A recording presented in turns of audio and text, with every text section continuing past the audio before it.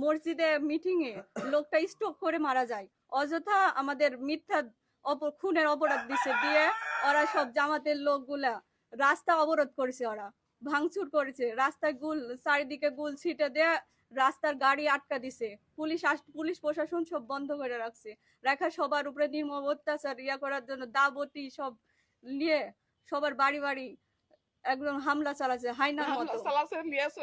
হাইনার মতো সব লুটপাট করেছে। আমার বাড়িতে সব যা ছিল সব লুটপাট করে নিছে। তো ফ্রিজ, তারপরে রাইস কুকার, গ্যাসের চুলা যা ছিল সব ভেঙে টাকা পয়সা সব নিয়ে গেছে।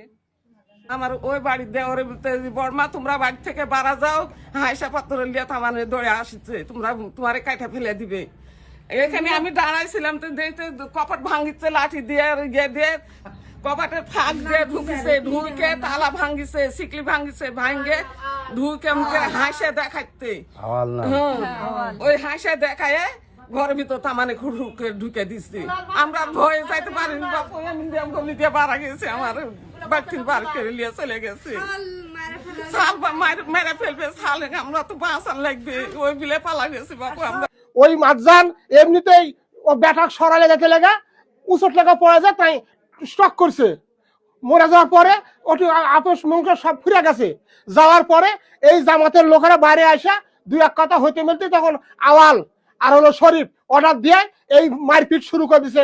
আমার বিএনপির সভাপতি আলাউদ্দিন আলোকে প্রথম মারিছে, তাই পানিতে পুকুরতে ঝাঁপ মারার পরে তাই বাঁচিছে। তারপর উঠে আসাই অমনি নেতা কর্মী টাকা দিচ্ছে এই বাড়ি ভাঙচুর করতে। যেভাবে বাড়ি ভাঙচুর করছে আপনারা দেখেন, বাংলাদেশে এরকম কোথাও বাড়ি ভাঙচুর হয়নি, সেই ভাঙচুর করছে এই রাজাকার দলেরা এই শওকা গ্রামে।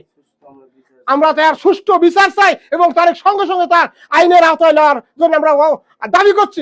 এই বাসাতে এই আপনার ওখানে গন্ডগোল হওয়ার পরে ওখান থেকে আইসা পাঙ্গ সাঙ্গ সবাই মিলে আইসে এখানে ভাঙচুর করেছে।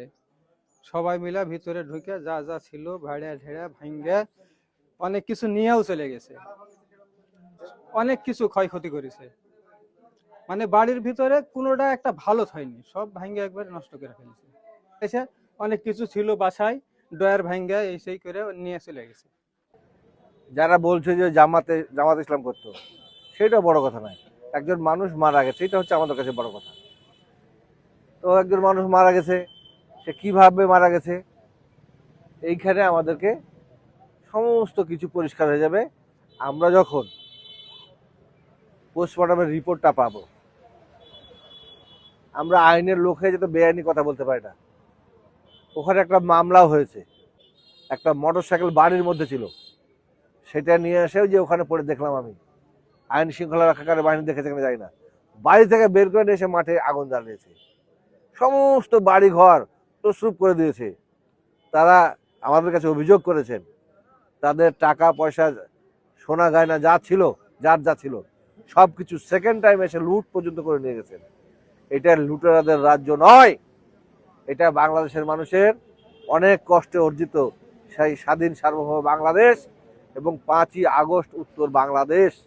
এই বাংলাদেশের জন্য যাদের ত্যাগ আছে, তিতিক্ষা আছে, সেটাকে ম্লান করার জন্য যারা ওই স্বৈর শাসকদের সঙ্গে হাত মিলিয়েছেন, তাদেরকে বিচারের আওতায় আনা হবে ইনশাল্লাহ। আমি আবুল কালাম আজাদের সঙ্গে কথা বলেছি, জামাত ইসলামের, আর এই যে এখানকার আমিরের নাম যেন কেউ আমাকে ফোন করেছিল, আওয়াল, ওনার সঙ্গে কথা বলেছি, এমাজ সাহেবের সঙ্গে কথা বলেছি। এবং আমার কাছে মনে হয়েছিল যে একটা অনাকাঙ্ক্ষিত ঘটনা ঘটেছে, এটা আর আমরা দেখবো যে কি বিষয়টা। কিন্তু একেবারে পরিকল্পিতভাবে কিছুক্ষণ পরে নামাজ শেষে সবাই আবার এক জায়গাতে হয়ে চতুর্দিক থেকে সব লোকজন এনে বিভিন্ন বাড়িতে হামলা করা হয়েছে। এবং তারই 2টা বাড়ি, একটা আমাদের অফিস ঘর, এবং আমি কিছু কিছু জিনিস দেখলাম। একটা ইনসিডেন্ট, একটা অ্যাক্সিডেন্ট, 2 রকম জিনিস। তো কি হয়েছে মৃত্যুটা সেটা আমরা জানি না, কিন্তু পরবর্তী যে বিষয়টা, এগুলো সমস্ত কিছু পরিকল্পিত। এই পরিকল্পিতভাবে যারা এগুলো করছে তাদের কাছে আমাদের আহ্বান যে আমরা দীর্ঘদিন একটা দেশকে দেশের মানুষকে ভালো রাখার জন্য, বিশেষ করে গণতান্ত্রিক চর্চা এবং আমাদের যে ভালো করে শ্বাস নিঃশ্বাস নেওয়া, শ্বাস প্রশ্বাস চালু রাখা একটা দেশের, সেই জন্য কিন্তু আমাদের অনেক ত্যাগ আছে। আমরা যদি খুব দ্রুত ভুলে যাই যে গত 17 বছর আমাদের কি অবস্থায় আমরা ছিলাম, তাহলে এটা চরম মূল্য দিতে হবে জাতিকে। উভয় পক্ষই, অনেক পক্ষই বিভিন্ন মামলা দায়ের করেছে। এটা প্রশাসন তদন্ত করবে, আইন তার নিজস্ব গতিতে চলবে।